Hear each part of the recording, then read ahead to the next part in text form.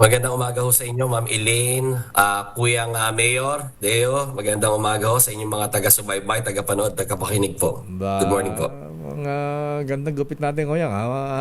Aga-gising natin ngayon, ha? Parang fresh na fresh si Asek. Ayan nga, ayan na. Yeah. Ayan na. Anyway, Kuyang Asek, Rene Paraiso, sir, ayan na. Ano itong na-verify na ba itong report ng Bloomberg at tinarget nga bang i-hack ang Office of the President, Kuyang Asek Paraiso? Kaya as far as January of 2024, naiulat na ho at nai-report na natin sa ating mga kababayan na persistent and consistent ho yung mga pagtatangka sa pag-hack sa ating mga sistema sa ating pamahalaan. Kasama na ho ang iba't ibang mga departments ho, including the Office of the President ho. Middle of last year, na-identify din ho natin na merong threat actors na nanggaling do sa jurisdiction mismo ho ng bansang China, although hindi ho natin sinasabi na they are state-sponsored po. Nagbigay alam natin ho tayo sa pamahalaan ng China at sila naman ho dininay, kaya sinabihan ho natin sila at pinakiusapan na tulungan tayo na i-identify at i-apprehend itong mga threat actors na to. Bago yan, Asek Paraiso ko yang sir, ha? Ayan, nakipag-coordinate sa Chinese government at sila ay willing na tumulong sa atin para matrace? You know, sinabi ho nila that they are willing to help the Philippine government in order to trace and apprehend these threat actors. So, kasi na kung matatandaan nyo, I think it was June or August of last year, na-identify ho natin na nanggagaling ho yung mga IP addresses ng mga threat actors na to doon sa ibang mga government facilities ho ng China. Wow, government. Asek, kung tayo po na-trace nyo, sabi nyo nga po na sa China, pero saan po, mayroon po bang specific na lugar sa China or kalat-kalat sa China? To be honest about it, kalat-kalat to. Pero dun sa specific incident na yun, na-trace natin dun sa parang government TV network ho nila sa China. Tapos because of the methodology that was used, kasi documented ho yan eh. So parang may MO ho sila eh. So na-identify natin kung ano-ano mga grupo ho to eh. So those are the two things that we used to identify these particular groups, so which we know are known Chinese threat actor groups, and because of the IP addresses, so na-trace natin sila. Abay, nabagin mo, Asek Paraiso ko yang sir, ayan, TV networks, kasama yung Phoenix TV. Ay, hindi ko parang yung building lang ho, hindi natin sinasabi yung institusyon. Doon sa building. Doon na-detect sa building kung saan yung location ng isang TV network. Kasi kaya ko nabangin yung Phoenix TV. Bakit lakay? Merong isang Chinese journalist na ang front niya ay Phoenix TV. Naalala ko yata yan Pero kilalang kilala sa intelligence community sa AFP ito. Ha? Sikat yan, lakay. Ayan, pero Asek sir, nakipagkaibigan pa sa mga ilang military officers. Ha? At siya pang may access. Naging chismis bigla. Pero confirm naman yun lakay, Yes, diba? confirm yan. Pero Asek, kumusta naman po ang ginagawa nating pag-upgrade sa mga system? Teka muna, bago yung upgrade nga pala. Di ba, speaking of tracing, Asek Paraiso, sir, di ba, na-trace natin noon na yung mga source ng mga hacking sa iba't ibang agencies natin, dyan sa Bamban Pogo, dyan kina Alice Go. Starlock. Ayan, oo. Ano na po ang latest dyan, sir? Tama ho, Kuya Deo. Marami ho tayo na trace na hindi lang ho doon sa Banban, but ibang mga Pogo hubs fronting na ginagawang pang-front dito sa mga scam hubs ho natin. Kaya nga nung pinasara ho natin to, sa utos ng ating mahal na Pangulong Ferdinand Marcos Jr., marami ho, nagkaroon tayo ng significant decline doon sa mga scam activities ho natin na yung mga na-receive natin sa mga phones natin. However, we noticed na nag-adapt na rin ho itong mga threat actors na to. Ang mga ginagawa nila, nag-guerrilla tactics na ho to. Nagkakaroon ng mga iba't ibang mga cells na mas maliliit. Kasi ang logic bakit sila nagmamass as scam hubs, para yung use nila ng internet, kasi doon mo madidetect kung ang isang lugar maaring scam hub mataas yung usage ng internet niyan, wala namang business to support bakit ganun kataas yung usage mo. So nagfa-front sila sa either BPOs or yung mga POGOs.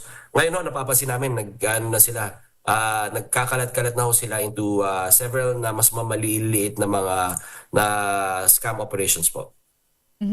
Nako, Asek, napag-uusapan natin yung scam, lalo na po yung mga attempt na hack sa mga opisina ng gobyerno. Kumusta po ang ginagawa ng DICT sa pag-upgrade po ng mga sistema natin para po mga kontra itong mga cyber scams at yung mga pang-aatake po? Cyber attacks. Opo.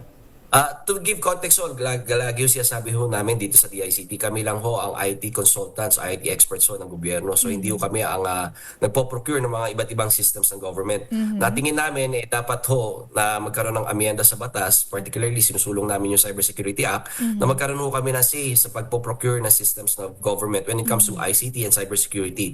Kasi naman ho, para masiguro natin na up to global standards so yung pinoprocure nila, baka kasi yung iba hindi up to standards kaya ho nape-penetrate at saka napapasok ho ng mga threat actors ho natin. Sa amin naman ho, as a department, we are starting to procure yung first layer ho ng defense natin, a system that would serve as the first layer of defense ho natin pagdating ho dito sa mga threat actors na ho na to. It's para ho to laymanize it, it's sort of a firewall, para ho siyang firewall na nakapalibot ho sa ating buong bayan. Asek, para isuko yan, sir. Hindi ba tayo kumuha ng mga magagaling na mga IT experts, yung mga new graduates, mga bata? Sila ang magagaling eh. Yung lately lang na nahuli.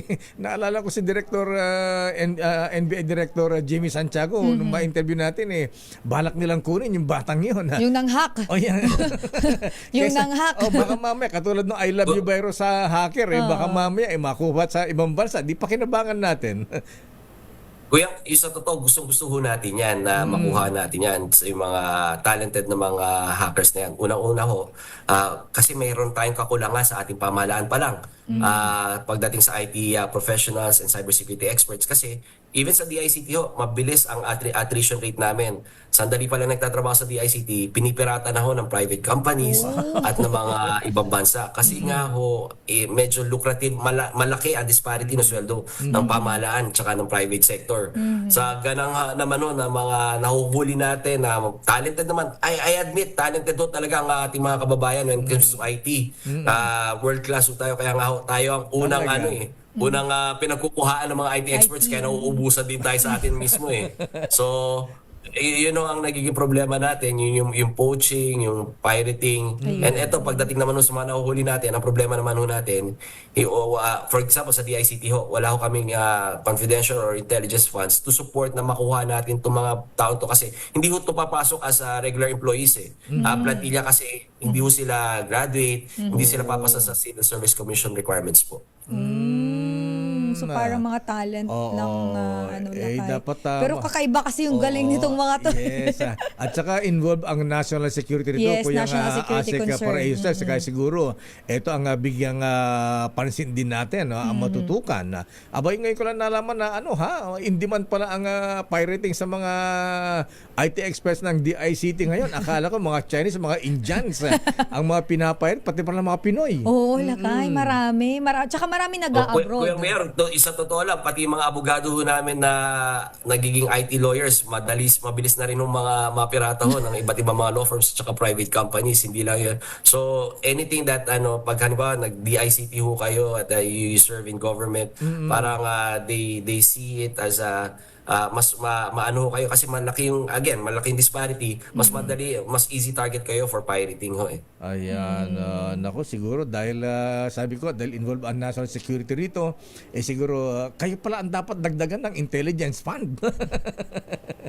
Wala ho nga kami, zero ho ang wala budget ba? natin. Tama ho kayo po yun, yun din ho ang pinapanukala namin na to treat DICT now as an intelligence unit ho ng ating pamahalaan. Kasi totoo naman ho ang ginagawa lang ho namin, minomonitor yung chatter dito sa dark web, doon sa iba't ibang mga IT forums, yun lang ho yung magagawa namin. Pero it would be ideal ho sana kung magkaroon din kami ng mga tao on the ground and intelligence assets. So, para naman ho ma-monitor natin, para naman ho prevention na ang ginagawa natin, hindi yung remedy, Kuyang Mayor, sir.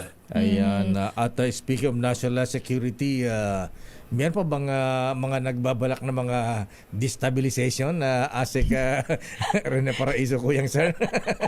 Ay, itanong ho natin dito sa mga intelligence units ho ng ating pamahalaan. No? Sa ganang ho ng DICT ho, ang minomonitor ho natin, mga threat actors natin na nagtatangkang mag-hack sa ating mga sistema. Pero ihabol ko lang, Asek Paraiso, kasi di ba kayo nakakwento ko sa'yo lagi, yung may tumatawag sa akin nakalagay, Croatia, ganyan, Lithuania. Ay, oo yung mga nga. call po, Asek, na natatanggap ko, sabi ko, bakit ganon? Di ba meron na tayong SIM card registration? So ano po ang ginagawa ng DICT para makipag-coordinate sa NTC para po itong mga ganitong klase ng scam? For sure, scammer po ito kasi feeling ko lakay gumagamit siya ng VPN. Chine-change lang nila yung location nila Kaya- para magmukhang Ganun ba? Kaya nga minsan may tawag ako from Spain. Minsan natitima kong sagutin, baka mami si Prince Felipe Fundador ito. Ikaw seryoso ng tanong ko eh. Bakit nga ba? Pero sa tanong nyo, Ma'am Elaine, gumagana naman ang SIM card registration app. Ang pangunahing layunin ho nito is matanggal yung isa sa mga pangunahing sandata ng mga scammers, which is anonymity. Natanggal na ho natin yan. Pansinin nyo sa mga phone nyo, lumalabas na ho yung number at saka yung pangalan na ni-register ho nila. Pagdating ho doon siguro sa problema natin na pag international yung calls, hindi naman ho natin mapipigilan yan. Ang importante na identify natin anong country nagmumula to. Kagaya nung sinabi ni Ma'am Elaine, nagkakaroon tayo ng idea whether these are scammers or baka naman ho kamag-anak nyo, Ma'am Elaine, tumatawag lang nasa ibang bansa. Asek Pinapaalam lang na Lithuania nasa ibang tsaka bansa na sila. Croatia. yung dream kong puntahan pasyalan, Croatia. Kasi ang lahi mo kasi, Sister El, para kang si Ivana Alawi. Ha? Ano yan, May lakay? Eastern European na descent ka. Heritage. Anyway, isa pa, ASEC Paraiso, Kuyang sir. Ayan na, tumutulong ba ang DICT sa mga private companies, like mga bangko, Naku, yung GCash na lang, di ba? E-wallet. Oo, e-wallet. Ayan, sa mga bangko. Di ba ang dami nahahack minsan dyan eh. Tumutulong ba? Humingi ba ng tulong ang mga private companies, mga banks po sa DICT, sir? Maganda hong tanong yan, Kuyang Deo, kasi gaya ng binanggit nyo, kailangan ho humingi sila ng tulong sa amin. Kasi ito isa ito sa mga limitasyon ng mandato ng DICT.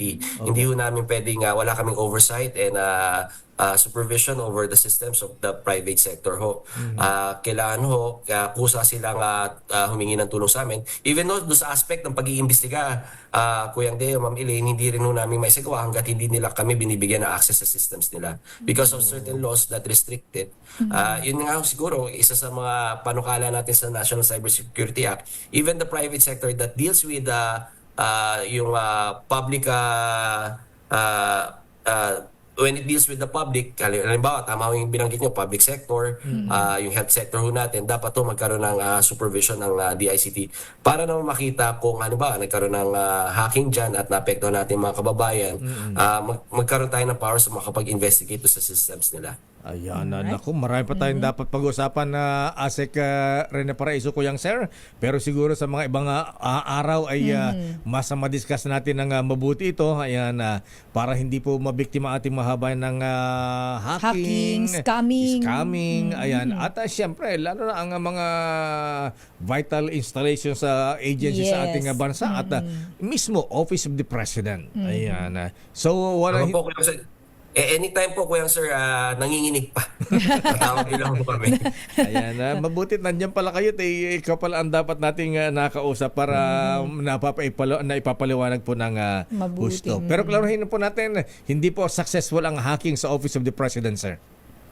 We can categorically state that there is no evidence that there was any hacking activities that transpired po at wala rin hong ebidensya na may nakuha silang any vital, sensitive military information as of date po, Kuyang Sir. Thank you very much, Kuyang sir. Assistant Secretary Renato Paraiso, ang DICT spokesperson at Assistant Secretary for Legal Affairs. Thank you, Asek. Good morning. Salamat din po. Thank you po. Thank you, Kuyang sir. Mabuhay ka.